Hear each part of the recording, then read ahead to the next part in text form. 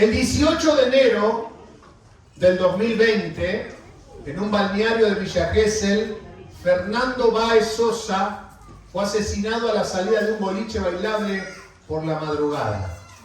El joven de 18 años fue atacado a puñetazos y patadas por parte de un grupo de adolescentes, en su mayoría jugadores de rugby, a causa de una discusión que se había producido minutos antes dentro del establecimiento, provocándole la muerte.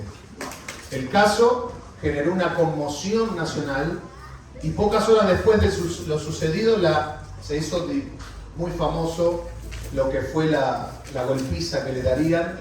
Fue el asesinato más filmado en la historia criminal y todos lo conocemos como el suceso de los rugbyers. 5 de los rugbyers fueron condenados a prisión perpetua como coautores, mientras que otros participantes secundarios recibieron 15 años de prisión.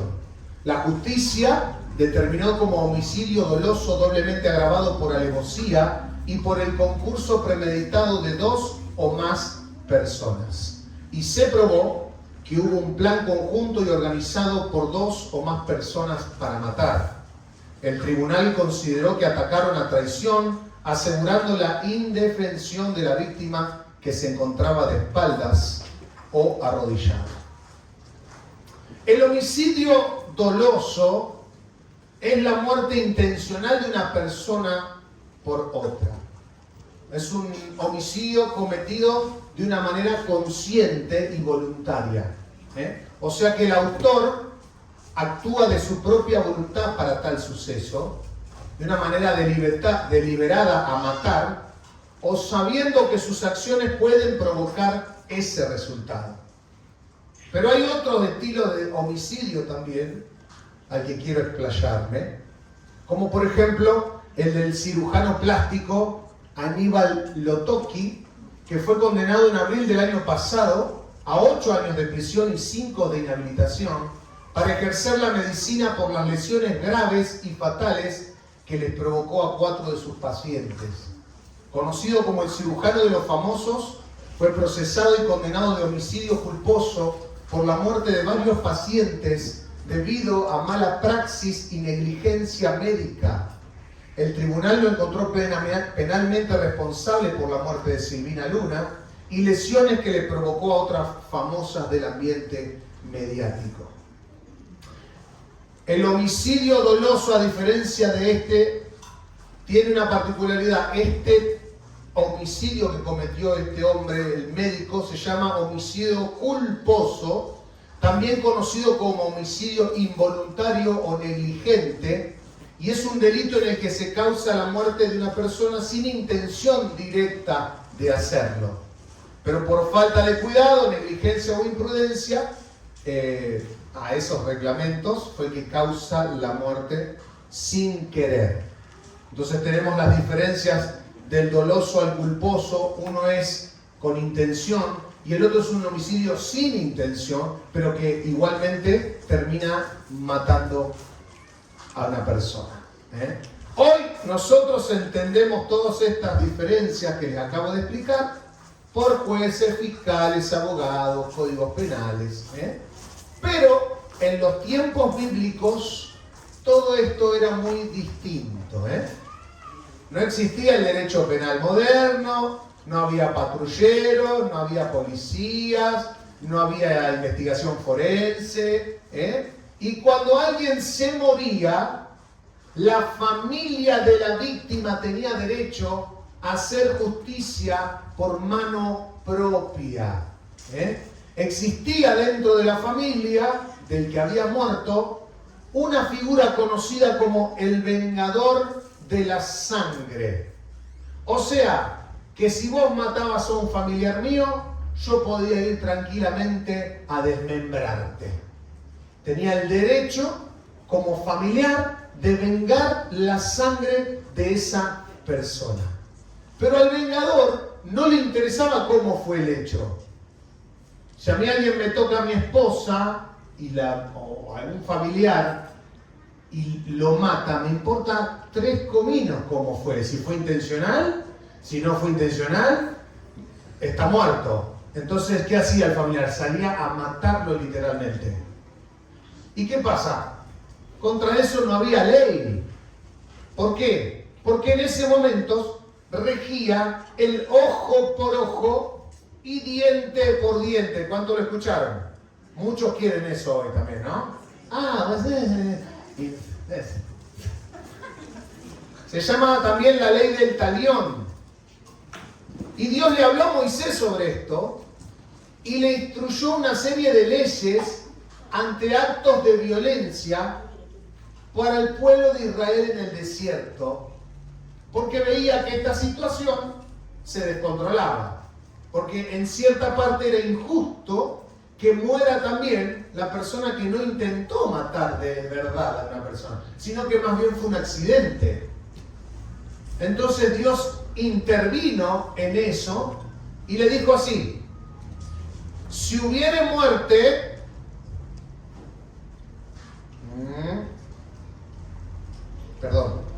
le dijo así: Josué, el Señor le dijo a Josué, ahora diles a los israelitas que designen para sí ciudades de refugio, tal como le indiqué a Moisés. Cualquier persona que mate a otra por accidente y sin intención podrá huir a una de estas ciudades y serán lugares para refugiarse de parientes que busquen venganza por la muerte de un familiar. Al llegar a una de esas ciudades, el que causó la muerte se presentará ante los ancianos en la puerta de la ciudad y les expondrá su caso, el homicida. Ellos deberán permitirle la entrada a la ciudad y darle un lugar para vivir entre sus habitantes. Si los parientes de la víctima llegan para vengar la muerte, los líderes de la ciudad no les van a entregar al acusado, pues el acusado mató al otro sin intención y sin enemistad previa. Pero tendrá que quedarse en esa ciudad y ser juzgado por la asamblea local, la cual dará el veredicto. ¿Cuántos me siguen? Y seguirá viviendo allí hasta que muera el sumo sacerdote que estaba ejerciendo su cargo cuando ocurrió el accidente. Solo entonces será libre para regresar a su hogar en la ciudad de donde huyó. Dios instauró ciudades a donde el homicida que cometió un delito involuntario pueda correr a las ciudades de refugio. El que cometía homicidio culposo, sin intención, podía correr a la ciudad más cercana, que eran 6 ciudades que estaban distribuidos alrededor de todo Israel. ¿Para qué? Para encontrar refugio. Fíjense que las ciudades estaban distribuidas en puntos estratégicos. O sea que el Señor siempre está cercano de los que necesitan refugio. Y puso ciudades estratégicas para que pueda huir y refugiarse esa persona. Ahora, en las puertas de las ciudades había ancianos o sumos sacerdotes que eran los responsables, como si fuera el cura, ¿no es cierto? El responsable de esa ciudad a nivel social, político y religioso. Y entonces estaban en las puertas de la ciudad esperando algún problema de estos. Y entonces cuando llegaba el hombre, escuchaban primero su caso. ¿Para qué? Para ver si era culposo o doloso. Si esta persona lo hizo intencionalmente, no le iban a permitir la entrada y iba a quedar a la deriva del vengador de la sangre. Pero si no era con intención, le permitían entrar de manera que el vengador no podía entrar a ese lugar.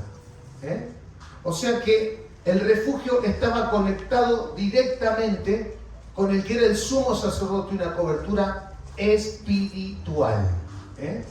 Y las puertas de la ciudad nunca podían estar cerradas. Siempre debían estar abiertas para el refugiado. Y un dato de color, que no estaban cerradas ni para entrar, ni cerradas para salir. O sea que si en algún momento el que estaba refugiado se distraía o salía por cualquier ocasión afuera de la ciudad, quedaba sin el resguardo de la ciudad y el vengador lo podía matar, sea culposo, doloso, sea lo que sea, porque lo encontró afuera del lugar de refugio. Qué interesante, porque muchas veces nosotros estamos confiados que estamos en Cristo, pero sin querer queriendo muchas veces no nos damos cuenta y nos empezamos a correr de la gracia del Señor y estamos en terreno del enemigo, próximos a ser devorados. A mí no me pasa nada, yo voy a la iglesia. Como si estas paredes... No, tu lugar es en Cristo, no en la iglesia. Con lo que eso conlleva. Y muchas veces nos distraemos con un montón de cosas y nos corremos del lugar de refugio y estamos expuestos a Satanás. La Biblia dice, el que crea estar firme, mire que no caiga. El que crea estar refugiado, mire que no se salga del refugio de la ciudad y pueda llegar a morir. Ahora bien, los homicidas corrían a estas ciudades y usted también me diga, bueno, pero yo no soy homicida. No, esta mañana yo no maté a nadie. ¿Está seguro? ¿Está seguro usted? Así como los homicidios que se clasifican en dos, el doloso y el culposo, hay otras acciones que cometemos que también se clasifican en dos grupos. Estas acciones que cometemos fuera de la voluntad de Dios se denominan pecados. Y los pecados son infracciones a la mirada de Dios. Son infracciones. Y según la mirada de Dios, el que porta pecado debe morir. Hay una sentencia de muerte sobre el pecado porque Dios aborrece el pecado. Él es 3 veces santo y no admite un error. Uno, nada. No se le pasa nada. Entonces acá, todos los presentes, estamos al horno con papas fritas. Porque somos todos pecadores. Y el pecado, así como el homicidio, se puede clasificar de dos maneras. Y se lo voy a pasar a contar. Está el pecado de comisión. Si usted quiere anotar, también puede hacerlo. El pecado de comisión es el pecado visible, el pecado evidente, el que todos sabemos que es pecado. Miente, roba, que se puede señalar fácil. El que golpea, el que destruye, el que traiciona. Ser de Boca. O de River. Pero hay otro tipo de pecado que es mucho más silencioso y que no se ve tanto como el que se expone. Y se llama el pecado de omisión. Y el pecado de omisión no es el mal que hiciste. En realidad es al revés, es el bien que no hiciste. En la Biblia dice en Santiago 4:17, el que sabe hacer lo bueno y no lo hace, le es contado por pecado. Hay una parábola del Señor en Lucas 10:30 que dice así: bajaba un hombre de Jerusalén a Jericó y cayó en manos de unos ladrones que le quitaron la ropa, lo golpearon y se fueron dejando medio muerto. Y resulta que viajaba por el mismo camino un sacerdote, quien al verlo se desvió y siguió de largo. Así también llegó a aquel lugar un levita y al verlo se desvió y siguió de largo. Pero un samaritano que iba de viaje llegó a donde estaba el hombre y viéndolo se compadeció de él. Se acercó, le curó las heridas con vino y aceite y se las vendó. Luego lo montó sobre su propia cabalgadura, lo llevó a un alojamiento y lo cuidó. Al día siguiente sacó 2 monedas de plata y se las dio al dueño del alojamiento. Cuídenmelo, le dijo. y lo que gaste usted de más se lo pagaré cuando yo vuelva. Oh. Evidente el pecado de omisión. Estos hombres, un sacerdote, el otro también que se la daba de que laburaba en la iglesia, pasaron, vieron al que estaba todo roto ahí, que no podía ni moverse, le habían dado una golpiza y se hicieron literalmente los giles. Sabían lo bueno que podían hacer, mas ¿qué hicieron? Omisión. Y pasaron de largo. Más vino dice acá la escritura que era un samaritano, que era el samaritano, era del pueblo enemigo de Israel, y se compadeció. Justamente que nadie pensaba que se iba a compadecer, se compadece de este hombre y hace lo que debería haber hecho los dos anteriores. Y a veces nosotros nos creemos que estamos en la santidad caminando y estamos obviando un montón de cosas en nuestra vida, haciéndonos los giles. E ignoramos gente, apagamos necesidades, cerramos el corazón, no perdonamos, no ayudamos, no amamos literal. Y eso quiero decirte que también mata. No desde el homicidio que todos lo puedan ver, pero mata el alma, mata el corazón, mata. Hay padres que nunca golpearon a sus hijos, pero los destruyeron con la indiferencia. No, yo nunca le pegué a mi hijo, nada visible, pero ¿y en el visible, papi? Ausente total. Personas que jamás insultaron, pero tampoco abrazaron al necesitado. Pecados de omisión. O sea que no solamente somos responsables del mal que hacemos, sino del amor que decidimos no dar. Somos también responsables. Y no podemos mirar para otro lado. Había muchos caminos que llevaban a las ciudades de refugio. Eran caminos anchos, espaciosos. No tenían ni podían tener obstáculos, ni pozos, nada. Tenían que estar pavimentados perfectos. ¿Para qué? Para que el que huía llegue lo más rápido posible, porque lo venían persiguiendo. Entonces el acceso a la ciudad de refugio tenía que tener una libertad importante. Tenía que estar sin obstáculos, sin vallas. Y eran anchos y estaban señalizados con carteles que decían refugio, refugio, refugio, la flecha, refugio, refugio, refugio. Y corrían de un lado para el otro buscando las flechas del camino que los llevaba. ¿Por qué? Porque la persona venía desesperada. No había tiempo que perder. ¿Y quién es el camino? Jesús mismo lo dijo: yo soy el camino. Y Él nunca complicó el acceso al refugio. Él nunca complicó el acceso a Dios. El que lo complicamos somos los hombres o los intermediarios, los religiosos. Gracias a Dios, en este lugar no hay un religioso. Este lugar es una ciudad de refugio. Es una ciudad de refugio, quiero decir.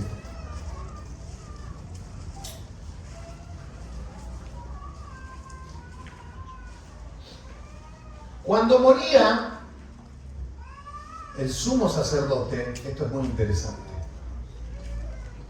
Dice, y leímos recién, que la persona o el refugiado podía estar en el lugar y ser absuelto de lo que cometió cuando moría el sumo sacerdote.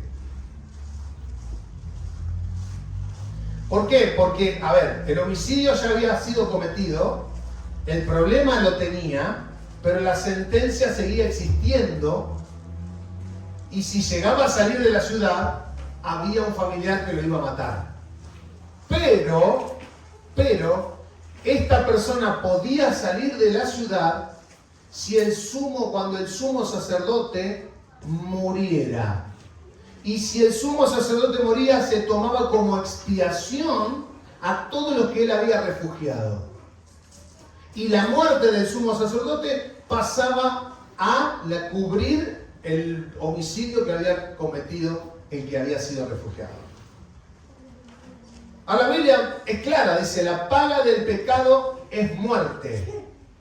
Y Dios tiene una sentencia irrevocable sobre los pecadores, sobre el pecado, y nosotros portamos pecado. Dios aborrece el pecado, pero ama al pecador. ¿Y cómo hacemos? Si yo porto pecado, ¿cómo hacemos? Si ama al pecador, me ama a mí, pero aborrece lo que porto. Es lo mismo. Entonces, ante su justicia, porque Él es 100% justo y 100% amor, en su justicia dice, tenés que morir. Pero en su amor buscó un refugio. En su amor buscó una salida para el pecador. La buscó. Y buscó este refugio que se llama Cristo. Cristo. Jesús murió y por su muerte fuimos todos libres, quedamos libres. Cristo nuestro refugio. Cristo tu refugio. Somos todos culpables delante de Dios. Somos todos culpables delante del juez. Tal vez no hubo un homicidio físico, pero sí somos pecadores. Tenemos pecado, pero corrimos a Cristo. Nuestro refugio.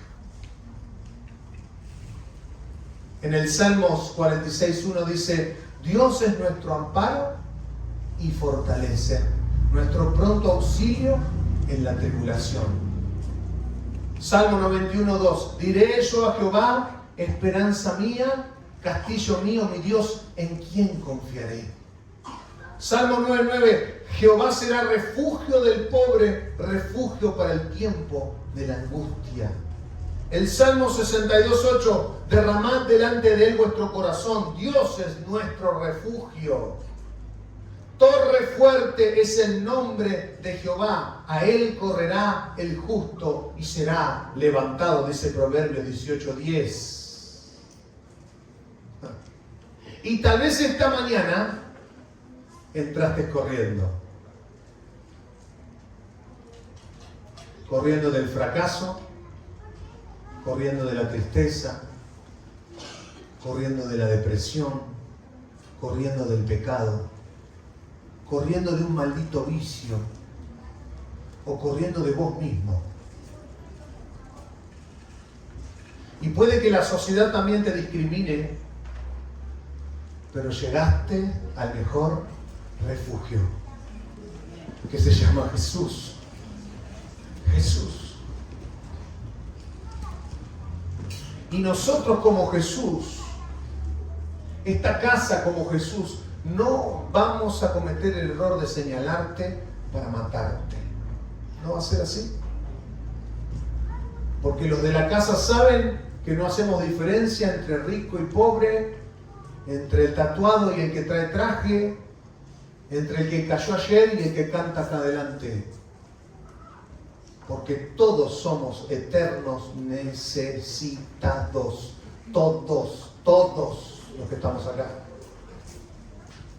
Y si Cristo algún día no nos hubiera abierto la puerta, ninguno estaríamos acá tampoco. Nadie. Esa es una verdad. Un día nos abrazaron, ¿para qué? Para que podamos abrazar. Un día alumbraron nuestro camino para hoy ser un faro sobre otros. Nos dieron refugio para que encuentren y seamos refugio para otros. Pero tengo que hacerte la pregunta. Si justamente estás haciendo lo que hicieron con vos. Un día te refugiaron y hoy tu vida es un refugio. ¿Estás siendo refugio para alguien? Y dígase alguien, tu familia, tus hijos encuentran refugio en vos, papá, o encuentran una muralla durísima que no entra en la bala para nada. ¿Tu esposa encuentra un refugio en vos, marido? ¿Lo encuentra? ¿O encuentra indiferencia? ¿La gente quebrada encuentra refugio cuando se acerca a tu vida? ¿O encuentra juicio? Si hoy estás demasiado cómodo en la ciudad a donde entraste y le cerraste las puertas a los demás, yo quiero decirte con pena de que no entendiste nada del Evangelio. No entendiste la cruz. Porque justamente el amor de Dios se derramó sobre tu vida para que vos también derrames ese amor de Él hacia los demás. Que el amor derramado sea un canal sobre tu vida para derramarse sobre otros y no que seamos un tapón.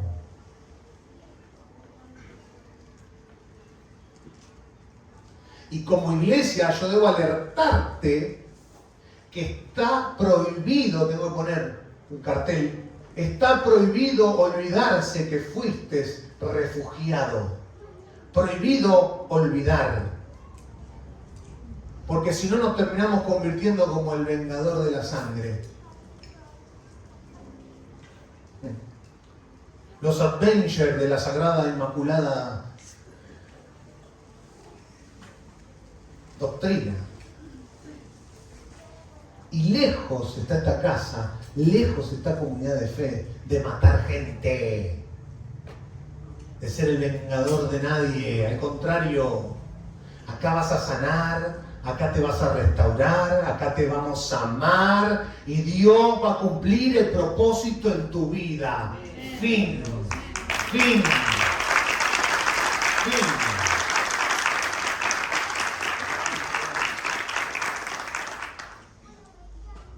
Somos una ciudad de refugio. Y esta mañana es mi deber preguntarte si alguien quiere llegar a ese refugio que se llama Cristo. Si alguien quiere refugiarse nuevamente en sus brazos, tal vez por primera vez. Yo necesito refugio.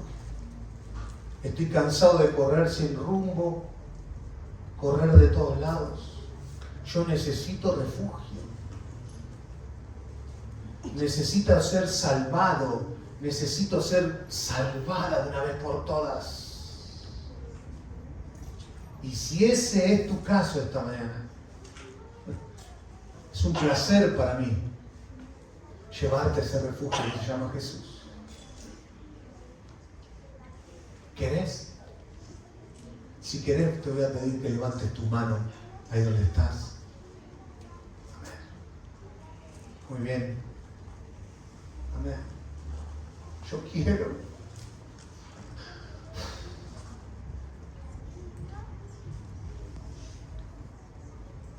Y que puedas repetir, Señor Jesús. Ahí donde estás, los que levantaron la mano. Necesito tu refugio. Y de mi propia voluntad, esta mañana, corro hacia ti. Estoy desesperado. ¿Me abres la puerta? El Señor te abre la puerta esta mañana. El Señor te abre la puerta esta mañana. Y quiere venir a morar ese refugio a tu corazón, a tu vida. Él te abre la puerta, ¿se la abrís vos ahora? ¿A Él? Sí. Decirle, te abro la puerta de mi corazón. Entra. Entra en mi vida. Y haz lo que yo no puedo hacer. No quiero correr más. Anota mi nombre en el libro de la vida. En el nombre de Jesús. Amén. Amén. Amén. Amén. Amén.